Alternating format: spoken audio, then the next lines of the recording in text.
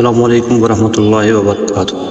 کیا آپ جانتے ہیں کہ مدینہ منورہ میں ایک ایسی تاریخی مسجد موجود ہے جہاں اسلامی تاریخ کا عظیم ترین واقعہ پیش آیا؟ یہ ہے مسجد قبلتین، جسے دو قبلوں والی مسجد بھی کہا جاتا ہے۔ اسلام کے ابتدائی دور میں مسلمان اللہ تعالیٰ کے حکم سے بیت المقدس کی طرف رخ کر کے نماز ادا کرتے تھے، لیکن ہجرت کے تقریباً 16 یا 17 ماہ بعد ایک دن رسول اکرم صلی اللہ علیہ وسلم اپنے صحابہ کرام کے ساتھ نماز ظہر ادا فرما رہے تھے۔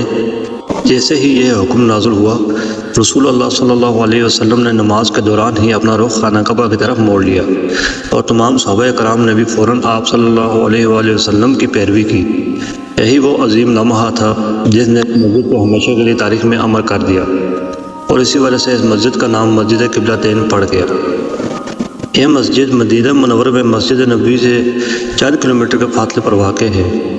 آج دنیا بھر سے لاکھوں زائرین یہاں آتے ہیں، اس تاریخی مقام کی زیارت کرتے ہیں اور اس عظیم واقعے کو یاد کرتے ہیں جس نے امت مسلمہ کے قبلے کو ہمیشہ کے لیے خانہ کعبہ کی طرف کر دیا۔